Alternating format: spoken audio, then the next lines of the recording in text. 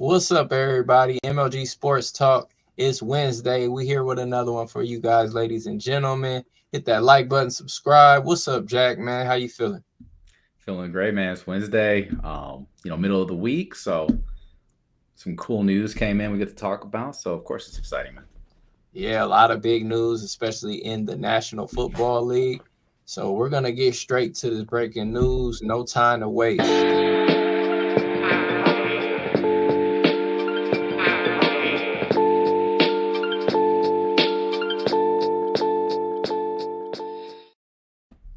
All right, DeAndre Hopkins is headed to the two-time back-to-back defending champs, Kansas City Chiefs.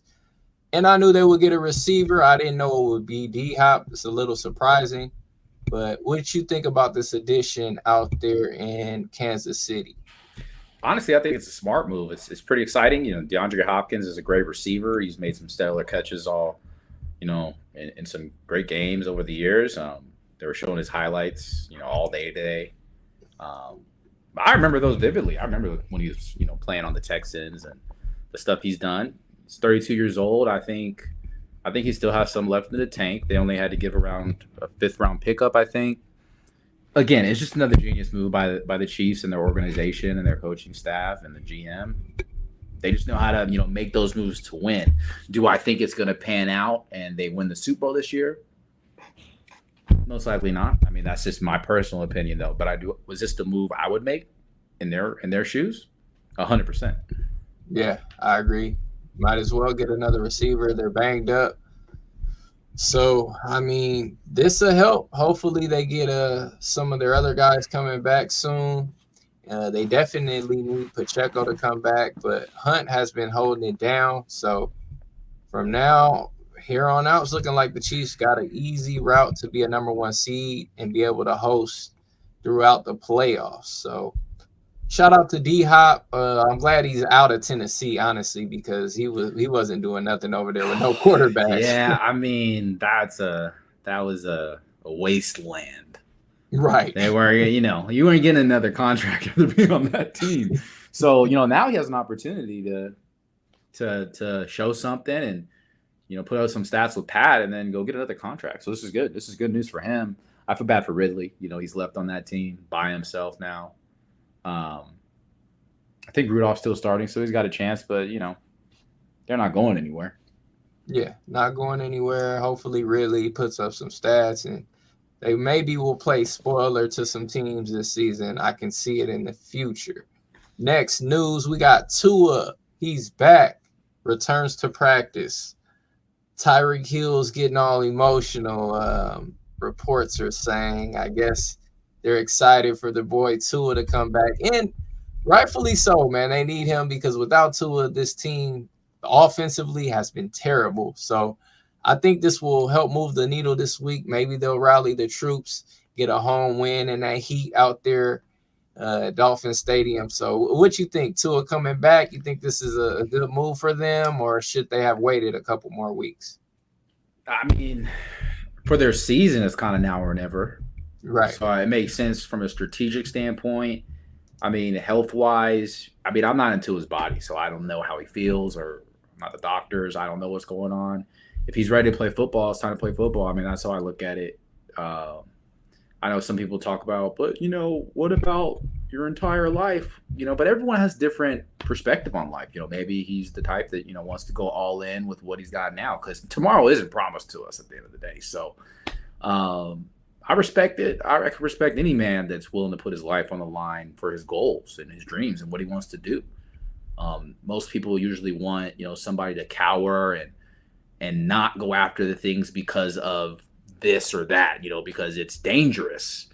But, that's where the greats are made, in dangerous scenarios and dangerous situations. So I hope the Dolphins go out and get a win. I hope they make the playoffs. I hope they go on a run just so Tua could show everybody else, that's talking bad on them, that they're wrong. Yeah, I agree. I'm rooting for Tua and the Dolphins. Not a big fan of Tua, but he is a solid quarterback. You know what I'm saying? I guess he deserves that money that he was given.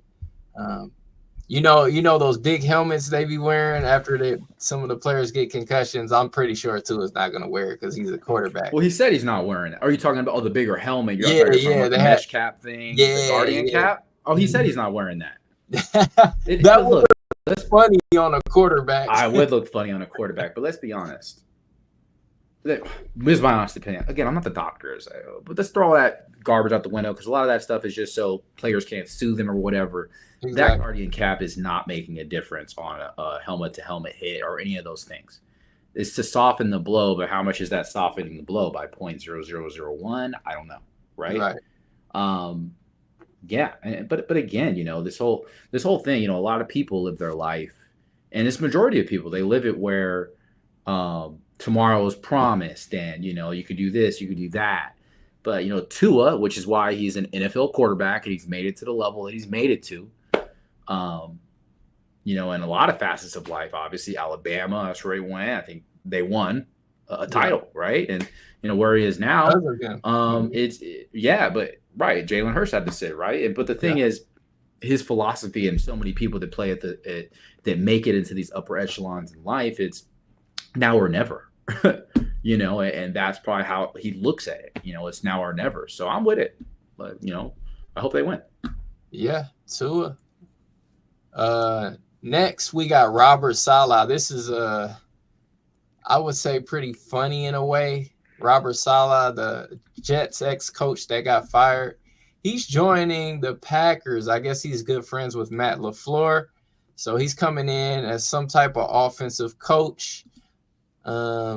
It's funny because the Packers, that's Rodgers' old team, so you got some ties right there. I think this is a good move for the Packers. Robert Saleh, it looks like they fired him for no reason because the Jets haven't did anything right since his firing. What you think about this?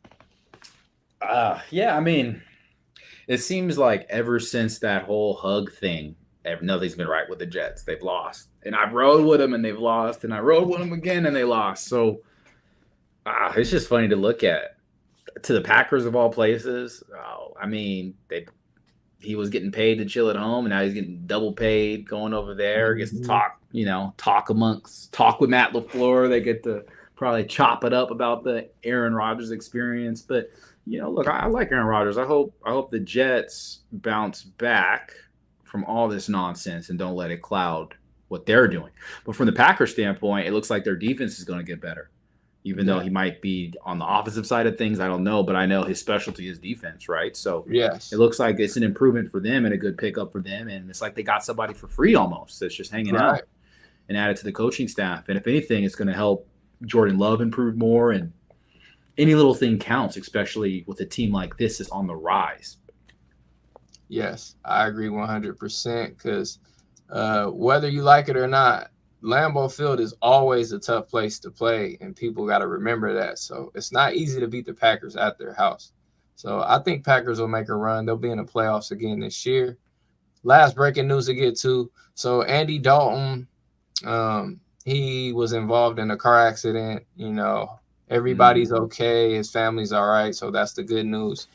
But he will not be playing this week. They're going to be starting Bryce Young again. Bryce Young, man. I've been rooting for you for a while, but it's not looking too good for Bryce Young. They got to face off against the Denver Broncos this week. How do you think this week going to play out for Bryce Young and the Panthers? Well, I mean, like you, I root for Bryce. I think he's a Pasadena boy. I know he went to school somewhere around the area, so I want him to be successful. In the league, but this doesn't look like a good game to come back into. Denver's defense is rolling all cylinders. They're in fantasy football, they're the number one defense. I think in the NFL, they're in the top 5 for sure, if not top 3. So from a defensive standpoint, Bryce can't make any mistakes. So offensively, I guess the Broncos offensively aren't as great because it's Bo Nix, but that doesn't really matter in a game like this. As soon as the Panthers start making mistakes, the Broncos defense could just score and they could win that way. So it doesn't look good. I know the spread is like 10 points or whatever. I don't even think the Panthers can cover in this game, to be honest with you. I don't think they have the tools to to do much. And I think it hurts Bryce more coming back in right now than just sitting out this whole rest of the season. What about you? Yeah, I'm pretty much agree with that, man. I don't see how Bryce Young. I mean, the only way they can keep this game close is on the ground with Hubbard, the running back. Maybe he can try to get With them some yards. Chuba? Chuba, yeah. Hopefully he can get them some yards and help try to move the chains for Bryce Young. Maybe they'll give him some short passes. But like you said, the Broncos defense is legit. So I don't see how the Panthers win this game. Maybe a cover, but they're not But going to get this it's game. like you just said, like that's my issue, I think, with this team as an outsider looking in. It just seems everything is just steps behind. It's like we're relying on Chuba Hubbard. Why? We still haven't we tried to improve that running back position last year, bringing in Miles Sanders and didn't do much. And it just seems like everything is just getting stagnated. You bring in Deontay Johnson and he's upset while Bryce Young is in, then you get Dalton in there, he's feeling better, but now Bryce Young's it's just everything seems so stop and start here. And again, it's like their coach is trying to do what he can with a team he's inheriting. Right. And it's like, bro, they're just gonna blow this whole thing up and restart it in the offseason. Definitely. They have no other choice, pretty much. All right, let's go to a quick commercial break. I'll be back with the CFP rankings.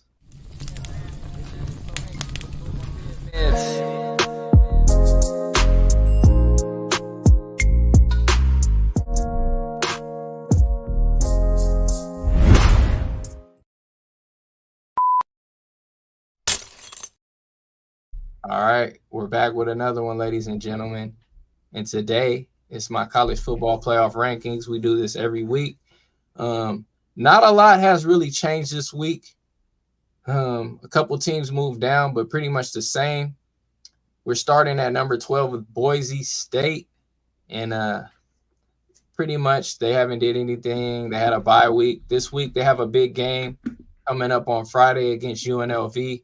That's one to watch because these are the two top teams in the Mountain West Conference. So whoever wins this has a good shot at making the playoff as the 12 seed. So I like Boise State to eke out that win against UNLV. It's going to be a tough one. Looks like a lot of people like Boise State, but I'm rocking with it. I like Ashton Gentry. I think he'll keep breaking that Barry Sanders record. So shout out to Boise State. Now, number 11, they're moving on up. They got a nice win this week against Georgia Tech and Notre Dame. And this is a team that has a nice path to make the playoff. All they got to do is beat Navy this week. Navy is ranked. I know a lot of people wouldn't believe that. If we started the season, I would tell you that Navy will be ranked this season, but they are. If Notre Dame beats Navy, wins out, beats Army as well, they will make the playoff. Number 10, this team has been a surprise all season. Iowa State still undefeated. They had a nail biter against UCF this week.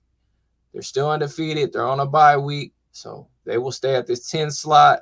I haven't moved them up because I feel like they're a little fraudulent, but we'll see. We got number 9, Clemson. This team's been on a roll. They haven't moved either, but I mean, what can I say? They haven't really played any much competition. Ever since that loss to Georgia, this team has been winning by 20 plus. They've been handling business, so can't say anything bad about Clemson, but I do look forward to them possibly playing Miami in the ACC championship. So we'll see about that some weeks coming. Number 8, the Vols. This team has moved up on my list. I believe they were like 11 or 12. And the Volunteers, man, they beat Bama this past week. It was a tough game, but they pulled it out. I had a feeling Tennessee would win that game. Bama hasn't looked the same since that Vandy loss. And I can't say anything bad about Tennessee. They do still have Georgia left on the schedule. So if they can just get through, they'll take that loss to Georgia. We all know that. They're going to lose that game. But then with 2 losses in the SEC, I think they can get in the playoffs. So let's keep an eye on Tennessee and the Volunteers. Number 7, LSU. How about those Tigers? Been riding these Tigers ever since they lost to USC. They have a great quarterback, great coach, great offensive line. Their defense is still suspect. They have a big, huge game. They play Texas A&M this week. Both of these teams are undefeated in the SEC. I think LSU loses. Spoiler alert. I just have to tell you that right now. But remains to be seen. They're number 7 on the list. If they lose next week, they won't be on this list. So we'll see what LSU does this week. Number 6, Texas. How about those Longhorns? Took a loss to Georgia. I mean, not surprising. Me and Jack talked about that last week. We had Georgia winning that game, and they did pull it out. They were underdogs. A rare Georgia as an underdog. You would have to take that blindly, but Texas got manhandled in that game. They didn't look good from the start. And the reason Texas is still up here because it's Texas. They only got one loss to Georgia. But looking back, they don't have any great wins. That Michigan win doesn't look great now, and that Oklahoma win doesn't look great at all. So at this point, Texas has to win out and possibly – I don't know if they can lose it at Texas A&M game. Maybe they'll still make it if they lose to Texas A&M. That's left on their schedule, but Texas needs to win and win out big. Number 5, Ohio State, only lost to Oregon. It's their only slip up, and they lost by 3. So I couldn't move Ohio State down much more. They have a big game next week against Penn State, so we'll see how that shakes out. Number 4, Miami. This team has been getting by a lot, winning a lot of close games, but hey, they're undefeated. Cam Ward is still in the Heisman hunt. I like this Miami team. I like their line. I like their playmakers on the edge. I like their running back. So I see this team making the playoffs. They just have to get to the ACC championship and possibly beat Clemson. All right, number 3, Penn State. Drew Aller. This team's undefeated as well. They're looking good. James Franklin always has his team playing well. They have a tough game this week and a tough game next week. This week, they're playing Wisconsin on the road. I think they'll pull out that win. A lot of people think that'll be an upset spot for them, but I think they pull out that win against Wisconsin, face off against Ohio State, and possibly take an L. If they only have one L, this team will definitely stay in these rankings. So shout out to Penn State. Number 2, Georgia Bulldogs. And I had a hard time. I wanted to put Georgia at 1. But I couldn't do it just because they got that loss to Alabama. Shout out to Georgia. This is a team that's built to win championships. Kirby Smart always has his guys ready to go. Can't really say anything bad about Georgia. They look great in that win against Texas. They dominated. So Georgia will stay at this number 2 spot. And number 1, Oregon. Shots out to Oregon, the Ducks. They beat Ohio State. They've been rolling. They smashed Purdue last week. So Oregon's looking like they have a nice path to be undefeated until the Big Ten title. That remains to be seen. But this team is a lock to make the playoff. I believe I looked at their odds. They're like minus 1,200 or something crazy to make the playoff. So there you have it. Those are the college football playoff rankings. How you feel about them, Jack? I mean, you're the man with this. I mean, I like it. Makes a lot of sense. That Texas take, man. I mean, they better not lose to A&M, like you said. I was like, they can't lose to A&M, and I was like, they could actually. They might. I hope they don't. I saw like a rumor was on Twitter. Ewers was stepping out the rest of the season to get ready for the draft, but then they shot that down really quick. Like, no, he's playing this week. So I was like, there's just something going on over there with Texas, man. I think they were giving out too many Lambos on the recruiting trip or something, but they'll figure it out. I think they'll make the playoffs, man. But do you think, I guess my question bounces back to you. I know you have Oregon at 1. Do you think Dylan Gabriel takes them all the way, and do you think he ends up a first-round draft pick? I do believe he'll be a first-round draft pick, to your second question. They have the tools to go all the way. But for some reason, I don't know what it is. It's like they're missing something. They have the speed. Maybe it's the O-line. Maybe it's that. Probably because they always have the speed. So they always have the speed. They have the playmakers. I like their coach, Dan Lanning. He's a good coach.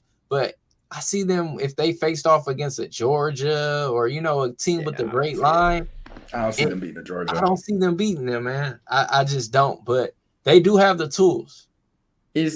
And like with Dylan Gabriel, isn't this kind of like I hate to say it because I actually like the kid, especially off of how I saw him play last year and what he did there. But isn't it kind of like I'm kind of getting like this Bryce Young feeling all over again, almost in a way. Does that make sense? Like when he gets to the NFL, I think a team, instead of trying to start him right away, should sit him for a year behind somebody so he can just get the feel of the game right. Because he's a smaller guy, isn't he? Yes, he's a smaller just to guy. get the feel of the game right before you throw him out. Don't just throw him out there to the wolves and think he's going to take your team to the promised land and change everything immediately. If you're going to draft him, I think you should just definitely mentor him and, make sure he has somebody, to put him under their wing and give him some tutelage, give him the tools to win. Because he's a winner kid. I just don't think you don't draft him number 1, top 10 or something, think he's going to come in and change everything, overnight. That's just my opinion. But then again, he might be that person. I don't know. Yeah, because the problem with those smaller quarterbacks, as we've seen like with Bryce Young, and I hate to bring him up again, but he was on Alabama. They have a good line. You know what I'm saying? So that's not going to show. But when you go to the Panthers, to the worst team, and you have no O-line, you're not going to be able to do anything. And right now, Oregon's looking good. They have a solid line. So Gabriel, yeah, he can make plays. But when you go to NFL, it's another ball game. So right now, the smallest quarterback that I would like, that I would think would do good in the league is maybe Shedeur Sanders, just because he doesn't have an O-line. So he's not like too small, isn't he? 6'2"? Yeah, he's not too small. Yeah, no, that's regular size.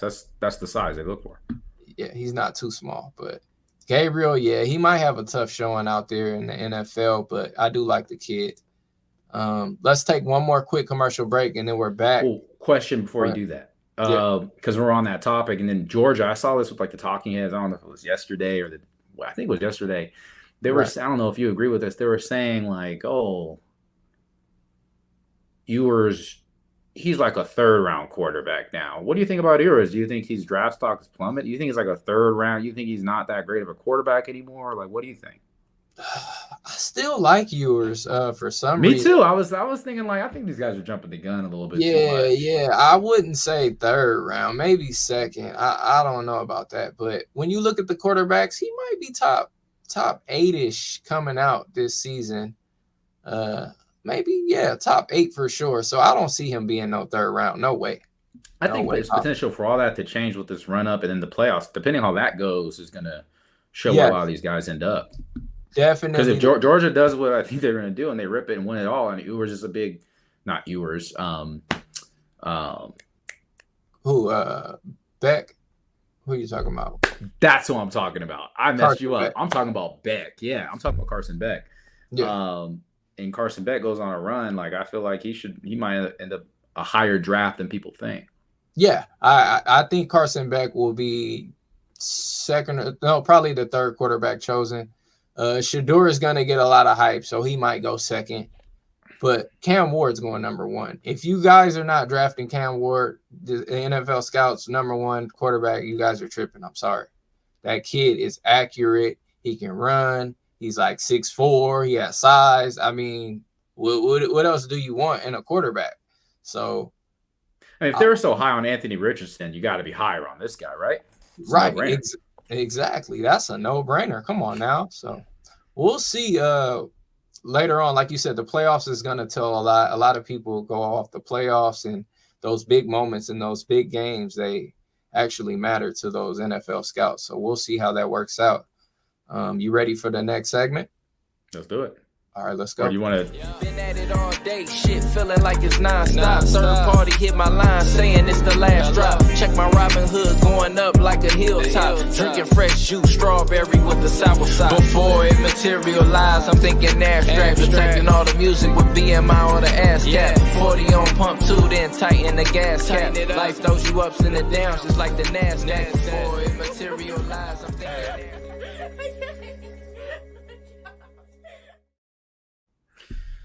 All right, everybody. NFL King of the Hill. It's basically like top 10 NFL teams. I love the top 10 last week, but good news, no one is dropping off this week, but look out for that. After this week's slate of games, we're going to see if anybody drops out of that top 10. So coming in at number 10 on the King of the Hill, we got the Eagles, Philly, my team. Philadelphia Eagles, man, something about this team, I don't know what it is. I can't put my finger on it. They won this game, blowout fashion, is the Giants. But the Giants aren't competition. Run game is great. Saquon is great. As soon as A.J. Brown came back, I noticed Devontae Smith had -2 yards receiving. I have an issue with that. I don't know why. It's just something off of those two receivers playing together, even though they're good friends and they say they have no issue playing with each other. I just kind of see it. Something's brewing. But again, they're going to make the playoffs. So they're going to be in the King of the Hill. They're number 10 for sure. But this week coming up, big game against the Bengals. So we're going to see, if the Eagles are able to stay here or if they're moving out. Coming in number 9, the Falcons. They took an L this week. So they're dropping down. I think I had them at 7 last week or even 6. They're going down to 9. This team, Kirk Cousins, they're kind of back in that offensive rut again. And again, it's the Seahawks. If you get burnt by Geno Smith, I think there's an issue with the team overall defensively. That team scored 34 points in these guys. I even heard some talking heads talk about, bringing in Durag. I'm just like, Kirk Cousins is your quarterback. You got 2 years of him. Let Penix sit on the bench for those 2 years and then come in year 3. We shouldn't have been having those type of conversations come up yet. So I feel like this team is set up for maybe even self-destructing their way out of the King of the Hill. That's why they're coming in at 9. But this week, they got to go out and get a win, and let's see what they can do. Coming in at number 8, the Bears. Big game this week for the Bears. I think they got the Commanders, and Jaden Daniels will be out most likely. So Caleb Williams has the opportunity to go in, kind of put his foot on the neck of everyone else that was on his head in the beginning of the season, even though Jaden Daniels is not playing. The Bears defense is stepping up every single week. They're getting better as a cohesive unit. I look at them as a top 5 defense. That's why I have the Bears going, pretty deep in the playoffs, even with a rookie quarterback. So I love this team coming in at 8. If they can get a win this week, they're definitely going to be moving up in the list. Coming in at number 7, the Commanders. The team going against the Bears this week. Again, Commanders 40-7 against the Panthers. That was not a competitive game. They even set out Jaden Daniels after his rib injury and had Marcus Mariota come in, damn near play the whole game and kill it. So, again, the system, the coaching, they know what they're doing over here. And I think the offensive coordinator is Bieniemy, which was the Chiefs' old offensive coordinator. So, if that's true and that's the case, if my brain isn't betraying me here, it makes sense why this team is really good offensively. Now, let's see what their defense can do against the Bears this week. And then we'll go from there. Coming in at number 6, we're going to have the Bills. Josh Allen, no turnovers. What a difference an offseason can make. Last year he was a turnover machine. Pretty much all the years he's been in the league. This year, no turnovers yet. Again, that also comes with them playing as an offense a little resistant to allowing Josh Allen just kind of run all over the place and make decisions to throw the ball. They're putting it more in the run game's hands and running off play action. So if they can continue to do that, and Josh Allen limits the turnovers, because it's going to happen at some point. So as long as he doesn't get erratic, this team will just keep rising. And they got a good opportunity to definitely solve their drought of Super Bowls. But I don't think it'll be this year, but maybe in the future. But Josh Allen is definitely leading this team, and he's impressing me every single week. Coming in at number 5 of the King of the Hill, the Texans. They're slipping down a little bit. I think I had them at number 4 last week. Losing to the Packers the way they did, it was just kind of gut-wrenching. But it is the Texans. My one issue is Stephon Diggs being kind of a wild card for them. Great offensively, but I get the whole jarring and having to talk crap to the other team and stuff, but why do it just to rile them up, especially when you end up taking the L? I guess it doesn't matter when you get a win, but there's sometimes you gotta just let things go. And look to your quarterback. Stroud, he's great. He's a leader. He's young. Why make it harder for him? That's my opinion on that. That's why this team's at number 5 instead of at number 4 or 3. Coming in here at number 4, the Vikings. I mean, they took the first L of the season, so they have to drop down, but still a great defensive team. Offensively, you got Justin Jefferson, so you're going to be in the game. But I still have my questions about the quarterback. I won't be surprised if they end up trading him before the trade deadline, honestly. Or if towards the end of the season they got to make a switch or something and he kind of falls off. I know my little favorite show I kind of look at, they said they have him on Tomato Can Watch. I don't have him that far ahead. I don't think he's trash or anything. But, the Vikings, again, a team that's never won a Super Bowl, has an opportunity to do something crazy and big and epic, but always has some crazy thing happen at the end of the season. So let's see what they can do. Coming in at number 3, Detroit, the Lions. This team, what is there to not say about it? Great run game. I love their 2 running backs. Again, Gibbs really showed out this weekend. That's how they beat the Vikings. I mean, Jared Goff doing his thing, ultimate game manager, just managing this game to perfection. Their defense is great too. It looks like they don't even skip a beat. They had 29 points scored on them though, but the way that they're able to just still come out and win games, that's why people have them as a favorite to come out of the NFC conference. I don't have them coming out of the NFC conference, but again, this is a team that could definitely prove people wrong and right. Coming in at number 2, the Ravens. Derrick Henry, best running back in the league, been best running back for a while. That's my opinion. I know other people say Christian McCaffrey, but I've always been a Derrick Henry guy, and he's showing it. He's proving it. Him and Lamar Jackson are just 2 peas in the pod. What a perfect matchup. Now, the issue with the Ravens, why they're not number 1, is their defense is faltering. I'm really surprised by that. Them losing, I think, they're one of their middle linebackers. I know they still have, I think, is it Patrick Queen they lost or they kept? I forgot which one they lost. But that's a big hit for them. That's why teams are kind of hanging with them instead of like Ravens just completely owning all facets of the game and blowing teams out and just running the ball. But this team, I mean, they're looking unstoppable. Obviously, in the back of my mind, I do think a team is going to be able to stop them, but this team is proving it every single week. They got a big game coming up, and let's see what they can do. But coming in here at number 1, the Chiefs, again, I mean, like, guys, they're going to be a mainstay at number 1 most likely all season unless something crazy happens. They just got DeAndre Hopkins, which we were talking about earlier in the episode. This team, until someone knocks them off the cliff, they're just going to be number 1. I even start to dislike talking about them, but I mean, you can't ignore the greatness. Patrick Mahomes is a great quarterback. People say he's the GOAT, but this season, he's not necessarily having the best season. And even with that, they're still finding a way to win. So, that's wrapping it up. This is the list. This is the top 10. This is the NFL King of the Hill. And let's see what happens with that. So, Vaughn, what you think? Yeah, I have no complaints on this list. You did mention the Commanders' offensive coordinator, right? It's Cliff Kingsbury. It's Cliff. Why did I think it was Bieniemy? Yeah, it's Cliff Kingsbury. I think Bieniemy went to UCLA randomly.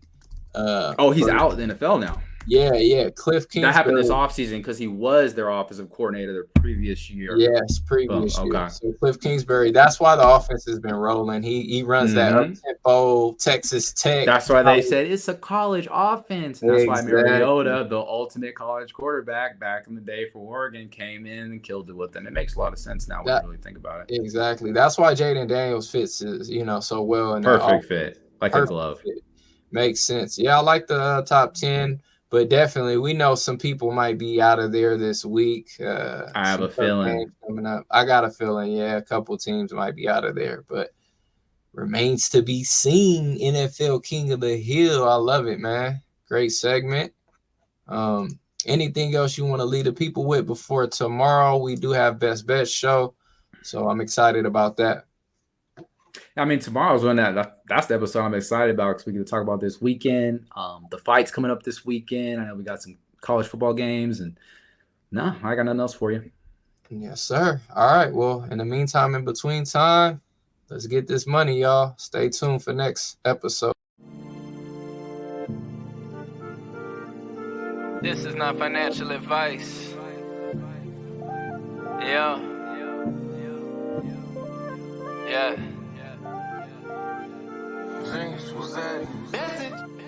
Nah, don't judge. Eat how you gonna eat, keep it legit. And please don't bother me, rather in advance. Or you hit the lottery, buy new commodities.